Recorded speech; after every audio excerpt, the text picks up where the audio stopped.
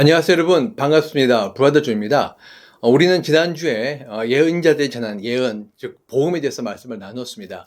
자, 오늘은 우리 파트3 194페이지 신약으로 넘어와서요, 임마누엘 구원을 위한 낮아지심에 대해서 함께 말씀을 나눠보도록 하겠습니다. 자, 우리가 지난 시간에 나눴던 것이 바로 예언자들이 전한 예언에 대해서 우리가 말씀을 나누었고, 그 예언이 바로 복음이라고 말씀을 드렸습니다. 그리고 왜 예언자들이 전하는 그 예언들이 바로 복음인가? 하나님께서 우리 인간을 창조하신 목적은 바로 하나님과 친밀한 사랑의 사귐을 위해서 창조하셨죠.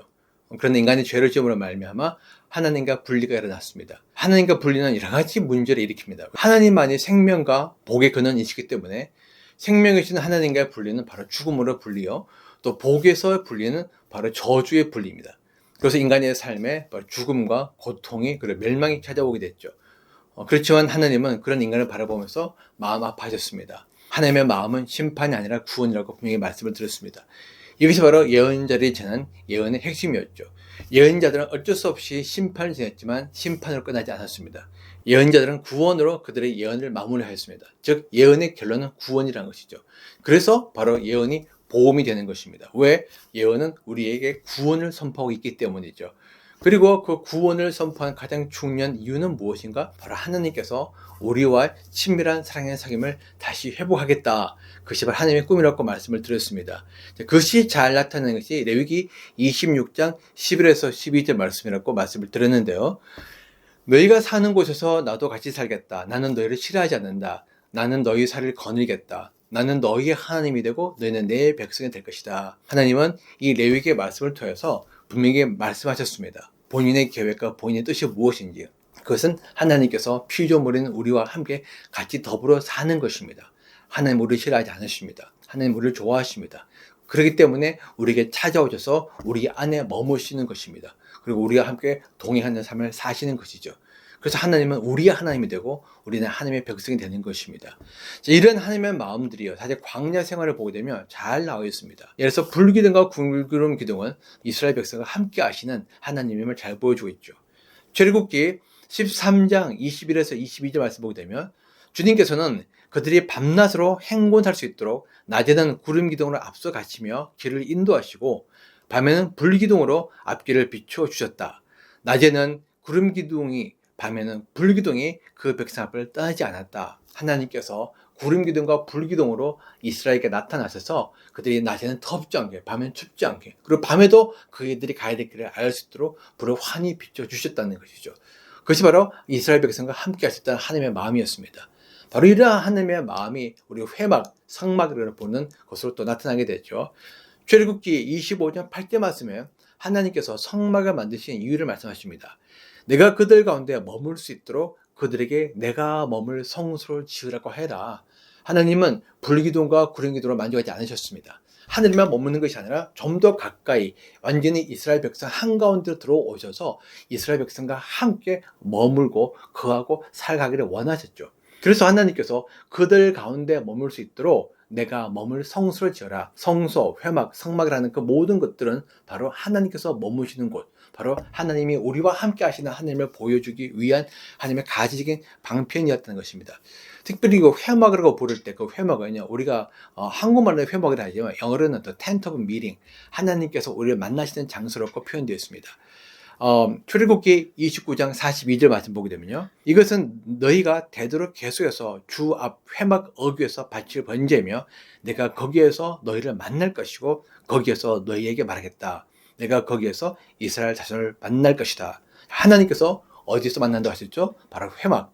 그래서 회막은요, Tent of Meeting, 만남을 위한 천막이라는 뜻입니다. 다시 말하면 하나님은 우리한테 거하실 뿐 아니라 우리와 만나기를 원하시는 하나님, 우리와 함께 더불어 살아가기를 원하시는 하나님이죠. 그래서 우리 역대상 6장 48절 보면 회막을 또 하나님의 집이라고 부르고 있습니다. 그들의 형제 레위 사람은 하나님의 집인 성막에서 하는 모든 일을 맡았다. 아까도 말씀드렸죠. 회막, 성막, 성소 다 이제 다 같은 의미인데, 여기서 보게 되면 하나님의 회막을 뭐라고 표현하고 있죠? 하나님의 집이라고 표현하고 있습니다. 다시 말하면 하나님이 머무시고 하나님이 거하시는 곳이란 것이죠. 바로 이런 것들을 통해서 이스라엘 백성과 함께하는 하나님을 계속 보여주셨다는 것입니다. 근데 하나님은 단순히 그렇게만 머무신 것이 아니라 이스라엘 백성을 자기의 자녀로 삼으셨습니다. 출애굽기 4장 22절 말씀 보면 이렇게 말씀하셨습니다. 너는 바로에게 말하여라. 나 주가 이렇게 말한다. 이스라엘은 나의 맏아들이다. 하나님께서 이스라엘 백성들을 출애굽하시기 전에 모세에게 이렇게 말씀하셨습니다. 이스라엘은 나의 맏아들이다. 하나님께서 처음으로 이스라엘 백성들을 두고 자신의 아들, 자신의 자녀라고 말씀하십니다. 자, 여기서 보게 되면 하나님께서 이스라엘 백성들을 맏아들이라고 하셨어요. 하나님께서 이스라엘 백성들을 나의 외아들이라고 말씀하지 않으셨고 맏아들이 있다는 말은 뭡니까? 둘째, 셋째, 넷째가 있다는 것이죠. 다시 말하면 이스라엘의 첫째 아들이면 둘째, 셋째, 넷째 아들은 누굽니까? 바로 이방인들 되는 것입니다. 하나님의 꿈은 많은 자손들, 많은 자녀를 갖는 것입니다. 그리고 그것을 위해서 이스라엘 백성들을 가장 먼저 부르셨죠. 그렇지만 이스라엘 백성들만 자녀를 삼는 것이 아니라 많은 이방인들 가운데도 자녀를 삼으실 것입니다. 중요한 것은 하나님께서 이스라엘 백성들을 자녀로 삼으셨다는 것입니다. 여러분, 그 당시에 이 신의 자녀가 된다는 것은 아무나 할 수 있는 것이 아닙니다.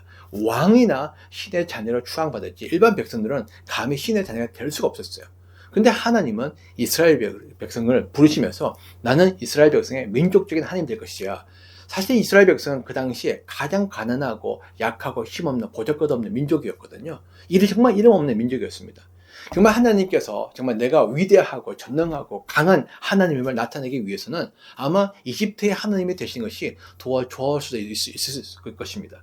그렇다면 사람들은 이집트를 바라보면서 아니면 바빌론을 바라보면서 와, 저렇게 강하고 크고 부유한 나라의 하나님, 저렇게 잘 사는, 저렇게 발전된 나라의 하나님, 그러면서 아마 하나님을 더 이해하기 쉬울지도 모르죠. 그런데 하나님은 그런 나라를 다 내려놓고 정말 이름 없는, 보잘것 없는, 힘없는, 연약한 그런 민족을 선택하셨는데 그것이 바로 이스라엘이었습니다. 그리고 하나님은 그 이스라엘을 선택하시고 그 선택한 이스라엘 민족을 자기의 자녀로 삼으셨어요. 그리고 하나님은 그들의 아버지가 되기를 기뻐하셨습니다. 다시 말하면 하나님은 이스라엘 민족과 함께 가족 관계를 이루셨다는 것이죠. 그리고 하나님은 이스라엘 백성의 아버지로서 그들을 돌보기 시작합니다.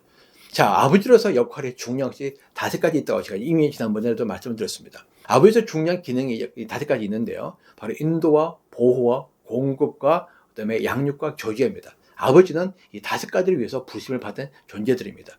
근데 하나님께서 우리 광야 여정을 보게 되면 정말 하나님께서 이스라엘 백성들을 아버지로서 이스라엘 백성과 함께 하심을 잘 알 수 있습니다. 예를 들어서 인도, 하나님은 불기둥과 구름기둥으로 이스라엘 백성의 가야 될 곳을 다 인도하셨죠. 보호, 이방민들을 공격할 때, 싸움할 때 하나님께서 이스라엘 민족을 지키시고 보호하셨습니다. 공급, 그들이 필요한 것들 공급하셨죠. 목이 마르면 시냇물을 주시고 배가 고프면 만나와 메추라기를 그들을 먹이셨어요. 다 공급하셨어요. 자, 양육은 무엇이죠? 바로 율법입니다. 하나님의 말씀을 통해서 하나님의 백성으로서 자란 아이들, 살아야 될 삶들을 양육하기 시작하셨죠.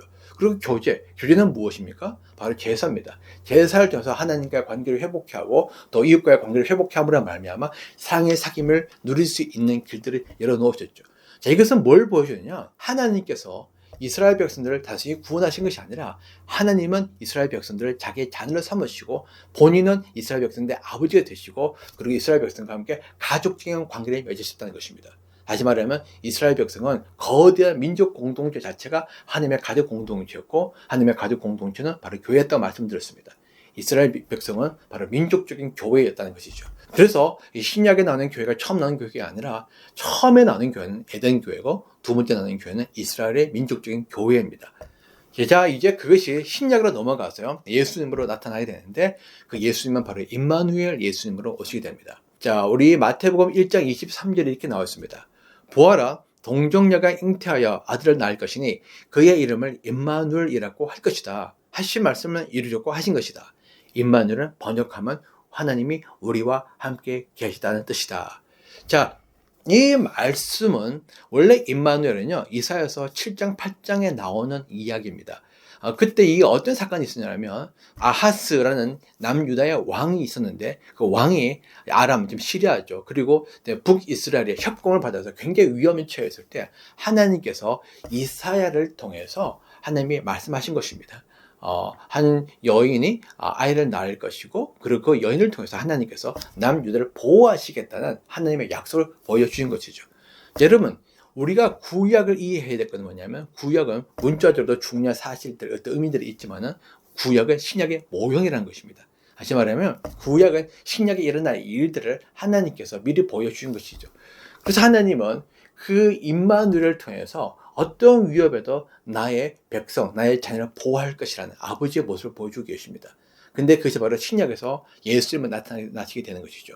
죄와 사단의 공격과 어려움을 받고 있는, 억압을 당하고 있는 자신의 백성을 보호하시는, 바로 구원하시는 하나님으로서 나타나시게 됩니다. 그것이 바로 임마누엘이죠. 자, 그래서 그 예수님은 우리와 함께 하시는, 우리를 죄에서 구원하고, 왜? 구원해야 우리가 하나님과 함께 사랑의 삶을 갖고 있기 때문에. 제가 거듭 말씀드렸지만 우리 죄에서 구원 자체가 목적입니다. 이거는 하나의 과정이고 하나의 거쳐가야 될 어떤 단계일 뿐입니다. 정말 중요한 궁극적 목적은 무엇이냐? 하나님과 사랑의 사귐, 거룩한 하나님을 대면하면서 하나님과 함께 아름다운 사랑의 사귐을 가지려면 우리도 거룩해져야 되고 죄가 없어져야 되거든요. 죄가 있으면 거룩한 하나님과 대면할 수가 없습니다. 그래서 하나님께서 예수님을 보내셔서 우리의 죄를 대신해서 돌아가시게 한 것이죠. 그 예수님은 우리를 위해서 오셨습니다. 그리고 오실 때 예수님 어떻게 오셨죠? 우리를 위해서 성육신 하셨죠. 우리는 보통 이 성육신을 거룩한 성으로 생각해서 거룩한 육신을 생각하지만 사실 한자로는 이루성입니다. 그래서 육신, 성육신, 이루성, 다시 말하면 육신을 이루셨다. 원래 예수님은 영으로 존재하신 분이시죠.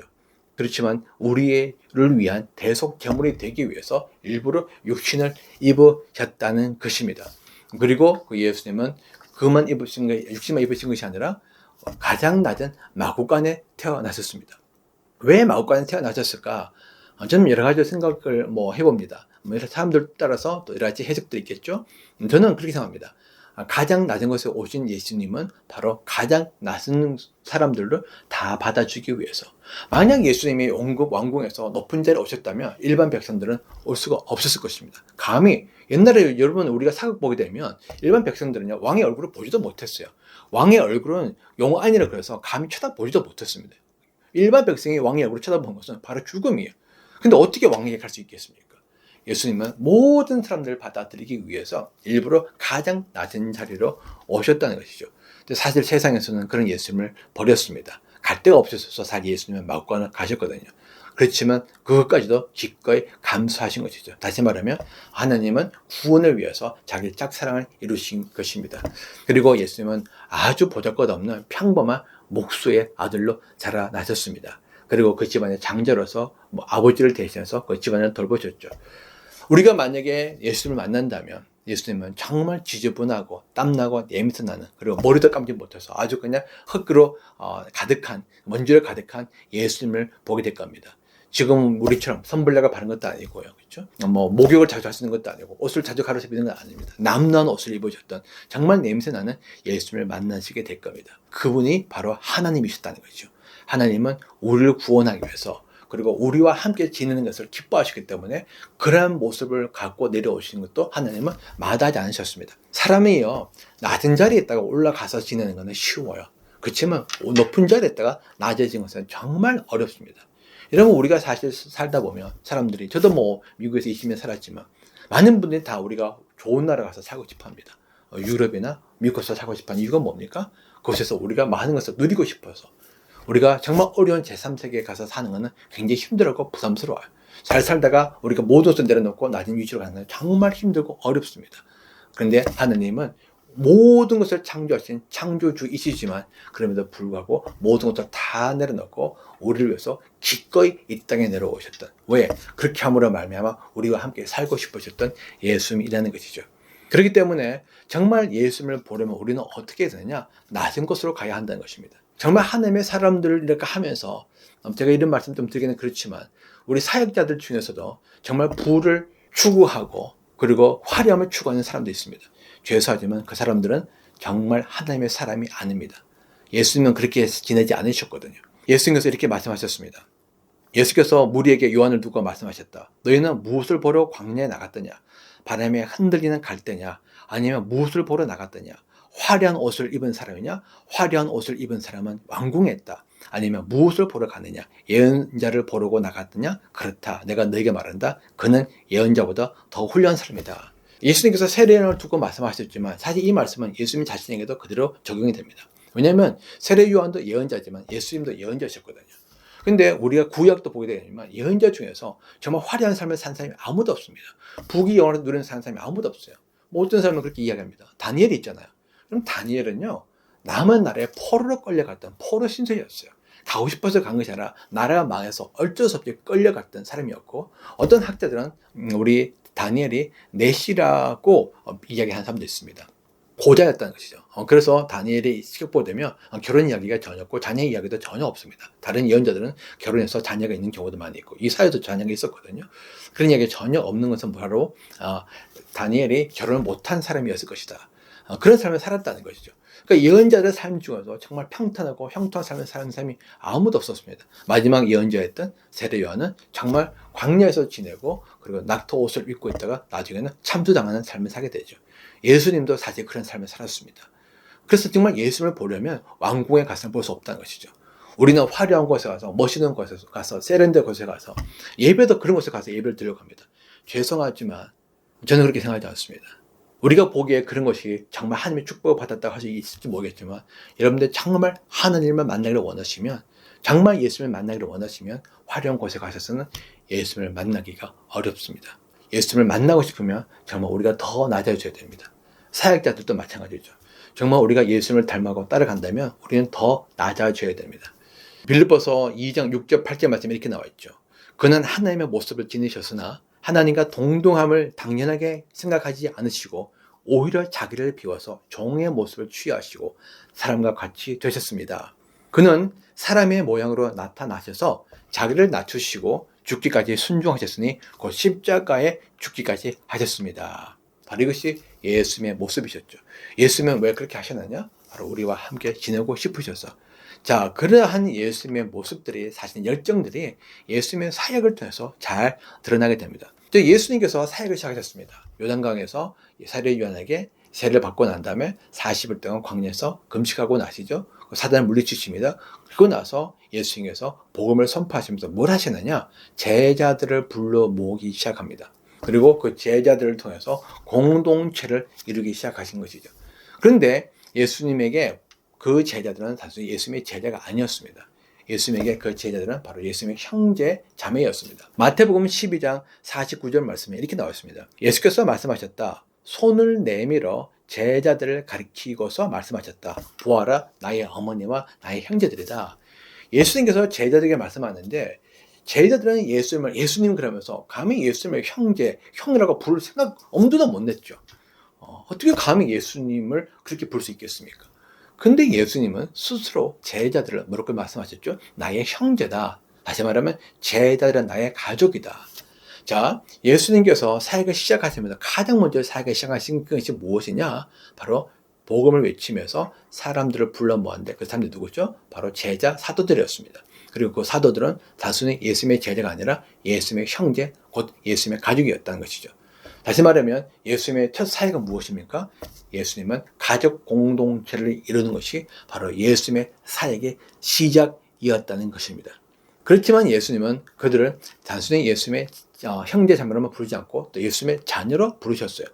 히브리서 2장 11절 12절 말씀 보면 이렇게 나와 있습니다. 거룩하게 하시는 분과 거룩하게 되는 사람들은 모두 한 분이신 아버지께 속합니다. 자, 여기서 거룩하시는 분은 누굽니까? 바로 예수님이고 거룩하게 되는 분은 바로 우리들을 이야기합니다. 자, 우리는 예수님과 우리는 모두 다 하나님께 속한다는 것이죠. 그러므로 예수께서는 그들을 형제 자매라 부르시기를 부끄러워하지 않으셨습니다. 그리하여 그분은 하나님께서 내게 주신 자녀들이 여기에 있습니다. 라고 말씀하셨습니다. 이 자녀들은 피와 살을 가진 사람들이기에 그도 역시 피와 살을 가지셨습니다. 히브리서 2장 11에서 12절 말씀입니다. 자, 예수님께서 우리를 위해서 돌아가시고 예수님 피를 말미암아 우리는 거룩한 자가 되어졌습니다. 그리고 예수님은 그들을 바로 자기 형제 자매로 부르셨죠. 그리고 예수님은 그를 기뻐하셨다는 것입니다. 예수님은 부끄러워하지 않으셨어요. 예수님은 우리를 형제자매로 부른 것을 전혀 부끄러워하지 않으시고 오히려 기뻐하셨다는 것이죠. 더 나아가서 예수님은 뭐라고 말씀하시냐? 우리를 하나님께서 내게 주신 자녀들. 다시 말하면 예수님은 그 제자와 사도들을 자신의 자녀로 삼으셨다는 것입니다. 그래서 예수님은 그들의 아버지가 되셨어요. 그러니까 예수님과 제자들의 그 모든 3년간의 생애를 보게 되면요, 사역과 삶을 보게 되면 예수님께서 철저히 아버지로서 자녀들을 대하시는 모습을 보게 됩니다. 여러분, 제가 아까도 말씀드렸듯이 아버지로서 중요한 역할, 기능이 5가지 있다고 말씀드렸습니다. 그죠? 인도와 보호와 공급과 양육과 교제입니다. 근데 예수님이 철저히 이걸 다 행하셨어요. 첫째, 예수님께서 제자를 인도하셨습니다. 3년 동안 제자들이 유다의 여러 곳을 돌아다녔지만 그 모든 것은요, 예수님께서 다 인도하셨어요. 그냥 제자들은 따라가는 것입니다. 두 번째, 예수님은 제자들을 보호하셨습니다. 가장 대표적인 것이 풍랑이나 호숫가에서 제자들이 죽게 되었을 때 예수님께서 나타나셔서 제자들을 구원하시고 보호하시죠. 위협에서부터 제자들을 보호하시는 아버지 모의 모습입니다. 그리고 공급이죠. 예수님께서 제자들에게 필요한 것을 공급하셨습니다. 특별히 먹을 것. 오병이어의 기적은 대표적인 것들이고요. 그리고 우리 요한복음 21장 보게 되면 예수님께서 마지막에 부활하시고 나서 디베랴 바닷가에 가셔서 제자들을 만나는데 예수님께서 직접 요리를 해서 예수님의 제자들에게 먹이십니다. 그러니까 예수님은 말씀만 하신 것이 아니라 바로 자기 자녀들을 위해서 배고픔까 싶어서 직접 요리까지 해서 먹이시는 예수님이라는 것이죠. 저는 그래서 이런 모습들이 진짜 예수님의 모습을 생각합니다. 만약 우리 사역자들이 정말 예수님을 닮아간다면 사실 사역자들이 자기의 성도들을 위해서 요리를 해줄 수 있는, 하다못해 커피라도 타줄 수 있는 그런 마음을 닮아가는 것이 진정한 예수님의 제자라고 저는 생각하는 거죠. 더불어서 예수님께서 양육하셨습니다. 예수님은 끊임없이 가르치셨습니다. 말씀으로. 그렇죠? 끊임없이 가르치고 양육하셨습니다. 그리고 교제는 무엇입니까? 식사죠. 예수님은 식사하면서 계속해서 말씀을 나누고 이야기를 나눕니다. 여러분, 예수님에 관련된 영화를 보게 되면 예수님이 제자들과 함께 더불어서 계속해서 말씀을 나누고 이야기하는 모습을 볼 수 있습니다. 그것이 바로 교제죠. 예수님은 끊임없이 제자들과 함께 사랑의 사귐을 가지셨다는 것이죠. 자, 이렇게 볼 때 예수님은 인도와 보호와 공급과 양육과 교제, 이 모든 것을 다 하셨는데 이것이 바로 아버지의 역할, 기능이라는 것입니다. 다시 말하면 예수님은 제자들을 자기의 형제 자매뿐만 아니라 자기의 자녀로 부르시고 아버지로서 자기의 자녀를 인도하시는, 공급하시는, 보호하시는, 양육하시는, 교제 나누시는 모습들을 보여준다는 것입니다. 그런데 이것들이 제자들만 하는 것이 아니랍니다. 예수님은 그냥 다른 우리 백성들을 만날 때도 항상 이렇게 하셨습니다. 다른 백성들에도 먹이시고 가르치고 고쳐주고, 그렇죠? 그리고 귀신 질병 다 그래서 고쳐주는 거 아닙니까? 그리고 식사하시고 함께 교제 나누셨습니다. 자, 예수님께서 교제 나누는 걸 얼마나 좋아하셨는지 마태복음 11장 19절 말씀 보게 되면 이제 바리새인들이 이렇게 얘기합니다. 요한이 와서 먹지도 마시지도 않는다고 하였다. 그러니까 사람들이 말하기를 그는 귀신이 들렸다고 하고 인자가 와서 먹기도 하고 마시기도 하니 그리들이 말하기를 보아라, 저 사람은 마구 먹어대는 자요 포도주를 마시는 자요 세리와 죄인의 친구다라고 이야기한다. 사람들이 뭐라고 얘기하느냐, 예수님 보고 마구 먹어대는 자요, 예수님께서 먹는 걸 얼마나 좋아하시는지 마구 먹었다는 것입니다. 마구 먹고 포도주를 마시고 그리고 세리와 죄인의 친구다 계속해서 이야기 나누시는 거죠. 친구 간에 허물이 없잖아요. 그렇죠? 정말 가까운 친구는 모든 걸 다 털어놓고 이야기하지 않습니까? 친구를 만나는 기쁨이고 즐거움입니다. 얼굴에 웃음이 가득하고 마음에 기쁨이 가득한 것이죠. 예수님은 그들의 친구가 되면서 기뻐하고 즐거워하시고 먹고 마셨습니다. 이런 시간들을 너무 좋아하셨다는 것이죠. 그러니까 예수님은 교제를 나누시면서 정말 사랑의 하나님은 사랑이시고 그 사랑이신 하나님은 본성적으로 사귐을 갖기를 원한다 말씀하셨습니다. 더불어서 예수님은 그 모습들을 통해서 바로 아버지신 하나님의 모습들을 몸소 보여주신 거예요. 그러니까 제자들과 그 당시 살던 유대인 백성들은 바로 예수님을 통해서 정말 아버지신 하나님, 좋은 친구이신 하나님, 그리고 좋은 목자이신 하나님, 너무나 좋은 선생님이신 하나님, 너무나 좋은 의사이신 하나님, 나를 보호해 주시는 좋은 그런 아버지, 인 하나님을 직접 그들이 체험했다는 것이죠. 그리고 그 체험을 통해서 정말 하나님이 이런 분이구나 알게 되었다는 것입니다. 왜 하나님께서 이렇게 하셨죠? 바로 하나님은 어떤 분이십니까? 제가 처음에 삼일체 할 때 말씀드렸습니다. 하나님은 바로 가족 공동체로 존재하시는 하나님. 가족이라는 것은 바로 하나님의 존재적 속성이고 본성입니다. 그래서 하나님은 이 가족적인 관계를 추구하시고 원하시죠. 그래서 하나님은 이스라엘 백성도 자기 자녀로 삼으시고 가족 관계를 맺으셨습니다. 이제 예수님도 오셔서 제자들을 부르시고 사람들과 함께 부르시고 그리고 그들을 자기의 자녀로 부르시고 삼으시고 그들과 함께 가족적인 관계를 맺으셨죠. 그리고 그 속에서 살아계신 예수님은 끊임없이 사랑의 사귐을 나눔으로 말미암아 내가 얼마나 너희를 좋아하고 사랑하는지, 그리고 이 사랑의 사귐이 얼마나 큰 기쁨인지를 직접 몸소 체험케 해 주셨다는 것입니다. 그리고 그들은 그것을 경험함으로 말미암아 예수님을 알게 되었다는 것이죠. 여기서 또 중요한 교훈이 있습니다. 그것은 바로 뭐냐면, 우리가 예수님을 알아간다는 것은 절대 우리가 성경 공부만은 알 수 없습니다. 뭐 이 말씀이 너무너무 중요하고, 그리고 우리가 이 지식이 너무너무 중요하지만, 그러나 이것은 실제되려면요, 실제 우리가 예수님을 만나는데, 그 만남 어떻게 만나느냐? 바로 교제를 통해서, 우리 성도 간의 교제를 통해서 우리가 함께 교제를 나눌 때 예수님을 알게 된다는 것입니다. 어떤 사람들은 이 신앙생활을 할 때 혼자 교회 가서 예배드리고 그리고 은혜 받고 그걸로 만족하지만, 여러분 죄송하지만 그거는요 절대 하나님을 깊이 있게 바르게 알 수가 없습니다. 그거는 불가능합니다. 불가능해요. 정말 하나님을 만난다는 것은, 하나님을 알게 된다는 것은 경험으로 알게 되는 겁니다. 실제 체험함으로 알게 되는 거죠. 우리가 아무리 공부를 많이 해도 우리가 경험하지 않으면 알 수 없는 지식들 너무나 많이 있어요. 우리가 공부를 하지 않지만 경험했기 때문에 우리가 경험하지 않은 지식은 또 너무나 많이 있습니다. 하나님 아는 지식도 마찬가지고 관계도 마찬가지입니다. 하나님과 관계 맺는다는 것은 바로 실제 살아계신 하나님과 함께 사랑의 관계를 맺는 것이요, 가족적인 관계를 맺는 것입니다. 예수님은 그 삶의 삶으로 말미암아 정말 우리와 함께 하시는 예수님임을, 그리고 그 하나님이심을 보여주셨다는 것이죠. 그래서 예수님께서 식사하신 것입니다. 식사 뭐냐? 여러분 식구할 때죠. 밥 식자다 입구자잖아요. 식구는요 밥을 같이 먹는 사람들이에요. 유대인들에게서 식사를 같이 한다는 것, 우리도 마찬가지죠. 집에 초대하고 그런 식사를 같이 한다는 것은 그만큼 가까운 사람, 친밀한 사람이라는 걸 의미하는 겁니다. 왜 초대교회가 가정교회를 모이느냐? 가정교회를 모이는 가장 중요한 이유 중에 하나는 뭐냐면, 이 교회는 가족 공동체이기 때문에 정말 친밀한 사귐, 친밀한 관계, 정말 가까운 관계를 맺기 위해서 이 집이라는 장소보다 더 좋은 곳은 없거든요. 그래서 사실은 그들은 집에서 모였던 것입니다. 그리고 계속해서 식사를 했던 것이죠. 바로 하나님도 마찬가지였습니다. 예수님도 마찬가지였습니다.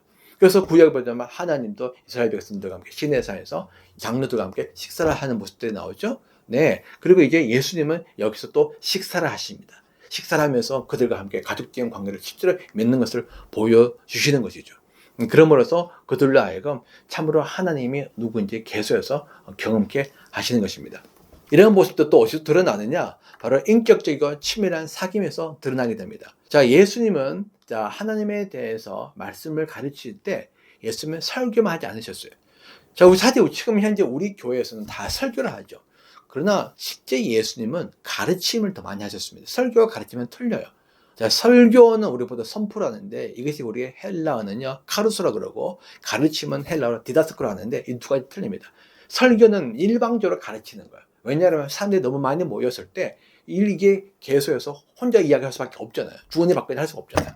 그러나 성경 보면 설교보다도 디다스코, 다시 말하면 가르침이 훨씬 거의 배 이상 많이 나옵니다. 예수님도 사도들도 정말 많이 했던 것은 다 가르침이었어요. 가르쳤더라 할 때 이 가르침은요, 디다스코인데, 이 가르침은 뭐냐면 주거니 받거니 이야기를 나누면서 질문하면서 가르치는 겁니다. 여기에는 뭐가 들어가냐면 인격적인 관계가 들어가는 거예요.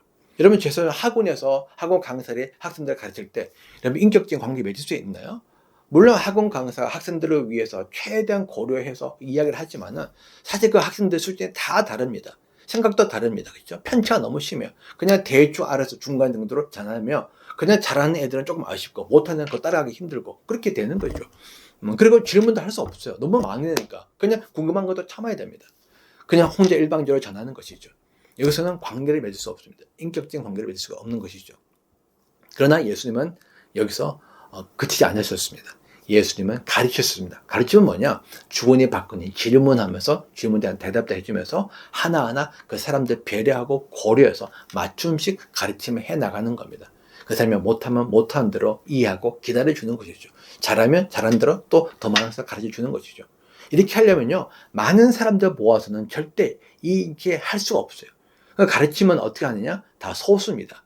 예수님도 제자들을 소수로 모아두신 이유가 뭐냐? 바로 예수님과 제자들이 인격적인 관계를 맺도록 하기 위해서 예수님께서 12명을 모으셨던 것이죠.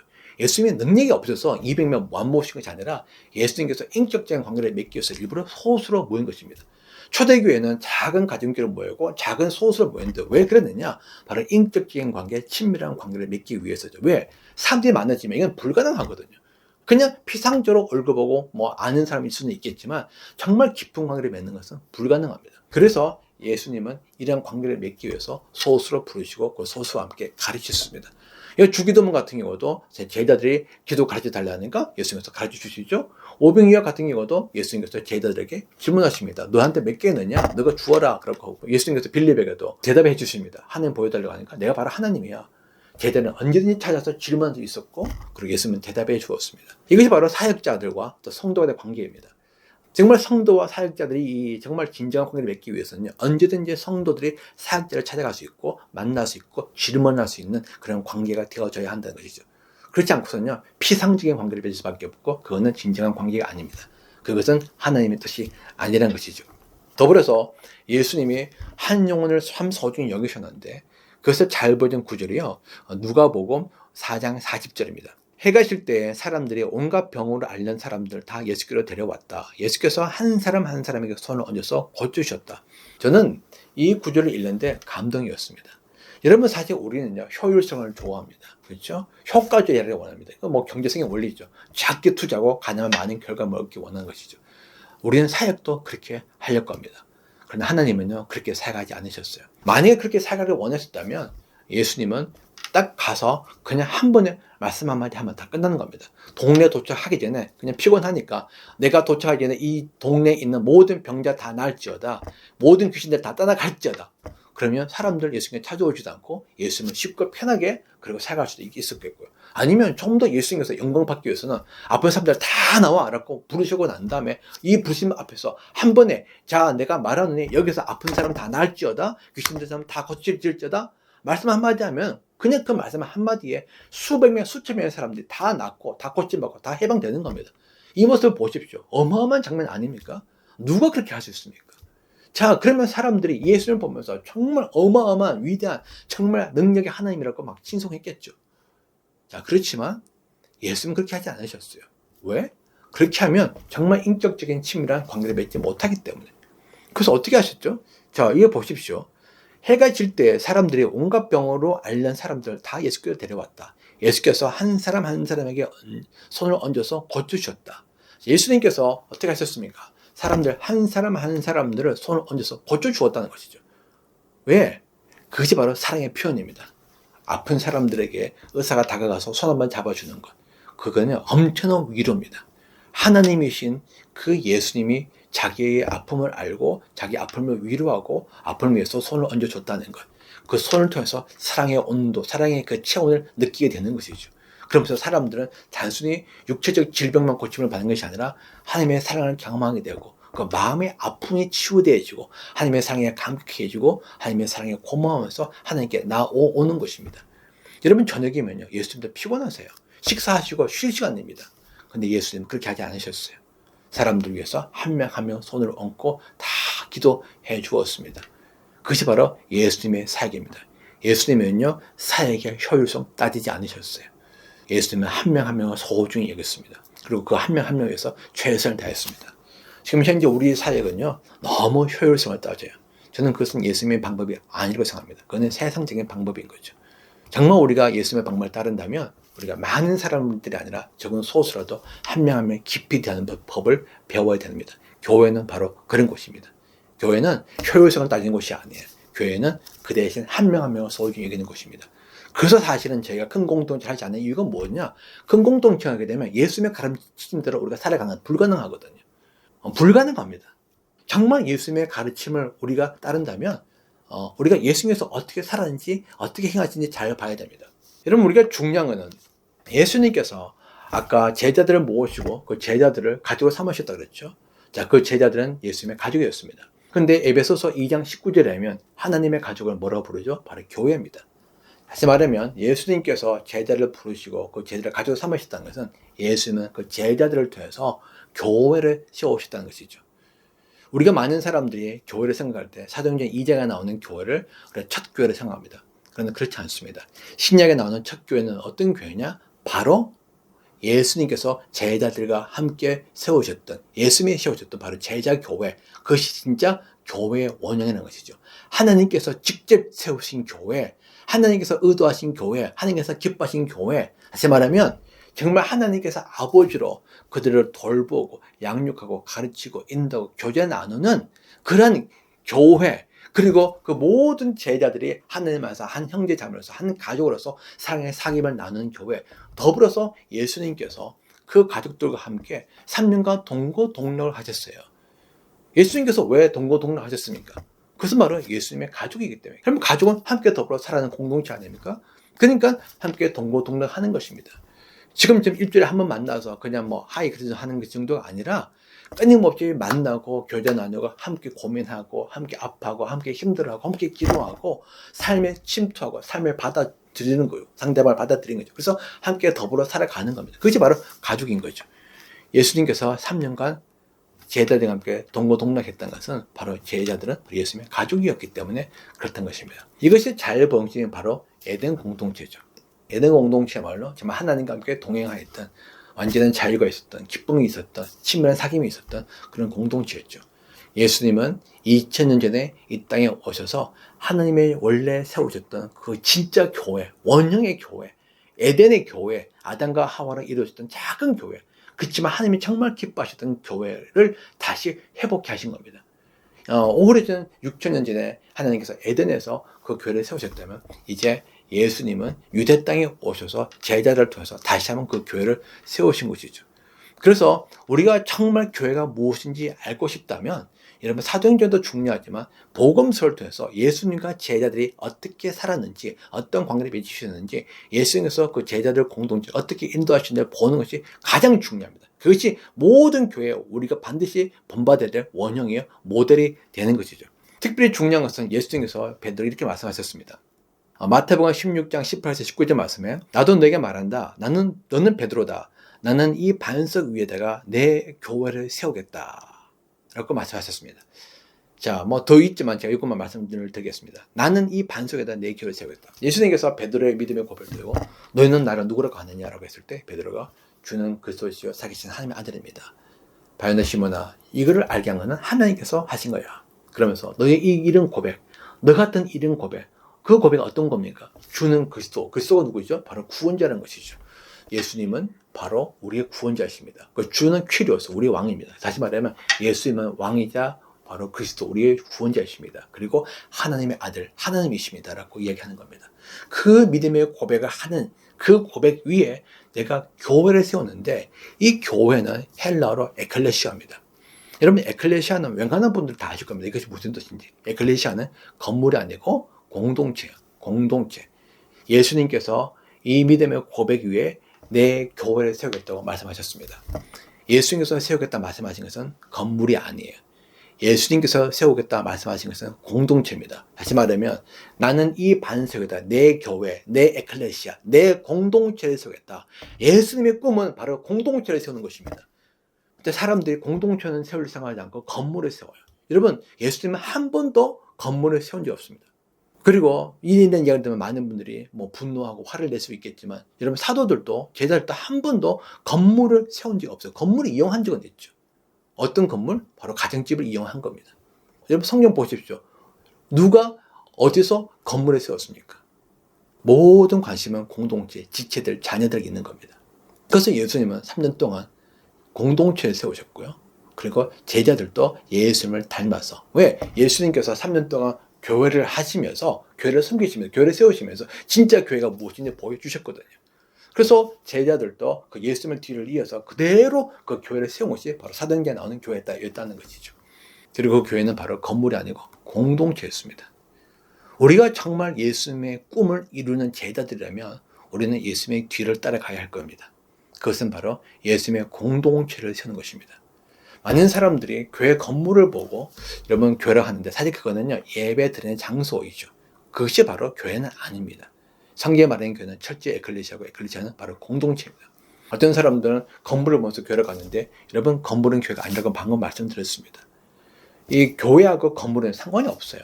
여러분 허허벌판에 사람들이 모여 있습니다. 그 사람들이 하나님의 자녀들이면 그 사람들은 바로 교회가 되는 것입니다. 바닷가에서 예수님이 저희들 모이셨는데 이런 바닷가에서 모였을 때 건물에 모였습니까? 그냥 들판에 모였어요. 그렇지만 그 모인 무리들은 바로 예수님의 교회가 되는 것입니다. 예수님의 공동체 되는 것이죠. 건물이 없어도 하나님의 백성들을 모이면 얼마든지 교회가 되는 것입니다. 그렇지만 아무리 화려하고 멋있는 건물이 있다 하더라도 하나님의 백성들이 모이지 않으면 그것은 교회가 아닙니다. 그냥 건물에 지나지 않습니다. 그리고 그 건물은 별 의미가 없어요. 예수님은 한 번도 건물에 의미를 둔 적이 없습니다. 사도들도 마찬가지였고요. 한번 찾아보십시오. 그런 구절들이 어디에 있나요?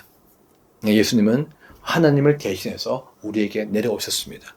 하나님의 꿈은 우리와 함께 깊은 연합됨, 사랑의 사귐, 하나됨, 가족적인 관계를 맺는 것이었고, 그리고 그 통해서 기쁨을 누리는 것이었습니다.